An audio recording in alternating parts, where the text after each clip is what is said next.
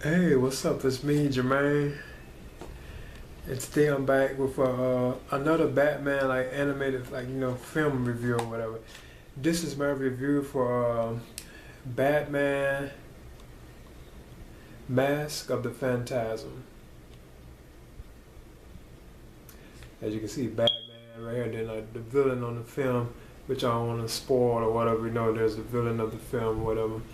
And you see Batman right there on the cover. Now this version of it has the widescreen like it was shown in the theater, and the standard version like that would fit your television screen. But this is my review for Batman Mask of the Phantasm, so I'm going to begin. Now I remember seeing this film originally back in 1993 when it was like it was it was on Christmas weekend of 1993. It's been like 20 years actually, like so that's been a long time. And I remember my anticipation for seeing it, so I went to see it at the theater on opening weekend. And I can remember seeing it at the movies or whatever. And I was already a fan of the show, which I started the previous year, Batman animated series. This was basically taken from that. This is basically the Batman animated series turned into a full movie. They just basically adapted the movie from the show or whatever, so it had the same look and feel of the show, and even the same voices like Kevin Conroy as Batman. Then you had like Mark Hamill as the Joker, and then like other voices on here too or whatever. That returned from the series, like whether it's like the voices of Alfred or Commissioner Gordon or like Harvey Bullock, those kind of like characters or whatever. But yeah, I can recall seeing this on like opening weekend, and I remember my anticipation for it. I remember when I used to watch the TV series, like Batman the animated series, like the ones I already have did the reviews for, like those. I remember I always had like a thirst and want to see the Batman the animated series on the big screen. Then they finally created a movie, which was just the next year.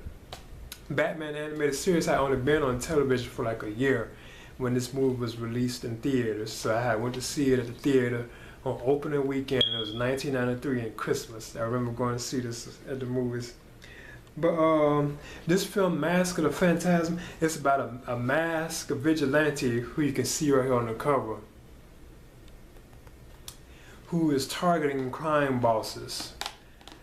And then Batman kind of gets blamed for it, and a lot of people suspect that Batman is the one that's doing all the murders of the crime bosses. But you know that Batman doesn't really usually kill unless he has to. And even Commissioner Gordon made a point of saying that, like earlier in the film, he even mentions that about Batman, that he doesn't really kill unless he has to. But Harvey Bullock kind of suspects that it is Batman that is doing like killing these crime bosses. But it really isn't. Of course, it's actually like this vigilante right here, as you can see right on the cover.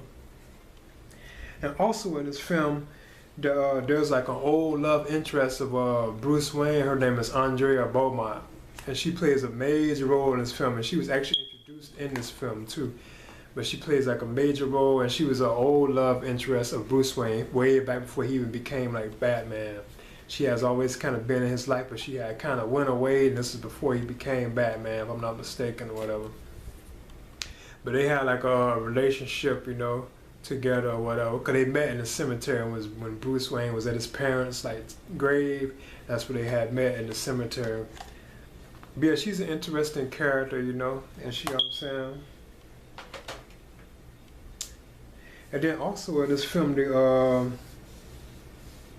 it has like a lot of flashback sequences that deal with like even like Andrea Beaumont and Bruce Wayne, like flashback sequences involving them. Flashback sequences kind of giving like a little insight into what Bruce Wayne did before he became Batman, like his nights fighting crime before he actually took on like the Batman persona or whatever. Before he actually became Batman, he was already kind of fighting crime, because it was like a cool sequence, kind of like in the beginning of the film, kind of where Bruce Wayne shows him trying to take out a gang of criminals. And he's young, and he has like a mask on, like covering his face as he's taking the criminals out of well. And you also see like a young version of Harvey Bullock. Like I'm saying, he's like younger, and he's in a cop car. He's like a rookie cop or something, because you can tell he's still in his like cop uniform, and he's like young or whatever. You can tell it's Bullock, But yeah. And then like Alfred also shows up in the film too, Commissioner Gordon and like Bullock, as I mentioned before, and they're Bullock is actually from the animated series too. Well, he was in the comics too, but he's actually from like he's very like he's kind of big in the animated series, which is this kind of based on. And there's also glimpses like, and the Joker plays a major role in this film too. He's actually connected somewhat to the vigilante that's killing all the crime bosses. I don't want to spoil, spoil it, but he's actually kind of connected to them to a certain extent. And there's also sequences where you get to see the Joker before he becomes the Joker. Like before he even had like the makeup, like the white makeup and stuff, the red lipstick and green hair. He's actually like a regular looking person with no makeup on, because he was like a former gangster before he became the Joker, so you actually get little glimpses of that too in the film. But yeah, this is like easily one of my favorite like Batman animated films, It has always been. I can recall seeing it at the theater, like I told you, back in 1993. It was on Christmas weekend. I remember I went to go see it at the movies. You know what I'm saying? I had a good time. I was always anticipating seeing like the animated series. I always wanted to see that on the big screen. And it had only been on television for 1 year. So it's kind of odd, but I always had a desire to see what that would look like on a big theater screen. And then my wish came true. They had made an animated series film called Mask of the Phantasm. So right the previous year, because the Batman animated series debuted in '92, but this film came out in '93, Christmas weekend of 1993. And I remember going to see it, on the big screen. It was cool, But yeah, I always thought this was one of my favorite. Because when it came to video, I got it on video, and I used to watch it like over and over. This is also one of the films that kind of made me go into Batman more and more, just like the animated series did. It was also this film too that kind of drew me into like becoming a real big Batman fan. There's no reason why he's like my favorite hero or whatever, favorite superhero. So yeah, I'm saying, and what was so good about it, it still had like the look of the animated series, cause that's what it was kind of based off of, Yeah, like here's the scene where Bruce is like, he's like a mask, he's masked or whatever, he's fighting crime before he becomes Batman. Cause you see he has the mask on his face and stuff. Yeah, see he has the mask covering his face so they can't see who he is. But yeah, that this film, I thought it was like one of my favorite, and I thought it was well made, and it's very, it's very atmospheric, and it looks just like a TV show, but basically made into like an actual theatrical film or whatever, like a film, basically. So I'm saying, but there was also some powerful moments in this film too, like the scene where like they're chasing Batman, like Bullock has the cops and stuff chasing Batman. It's like emotional. And it's powerful. It's kind of sad actually, because Batman gets beat up kind of bad. He's even like bleeding out his nose and like mouth and stuff. So I'm saying, that was a powerful scene. There's also like a confrontation with Batman and the Joker. Kind of towards the end, there's like a confrontation with Batman and the Joker, and there's also some funny moments with the Joker too, like a scene like I was saying where he's like in a hospital and the guy I think that had hired him before he became the Joker to kill, like I don't want to spoil it. It was like kind of funny. It's like a little funny scene in the hospital. It wasn't really meant to be funny, but the guy has been like poisoned by the Joker's like dagger or whatever that makes him keep laughing, and he can't stop laughing. So it's kind of like funny, It was kind of funny scene. And there's also like other funny moments with the Joker or whatever, But the new vigilante character, they I don't want to give it a think of if you have never seen Mask of the Phantasm. I don't want to spoil it.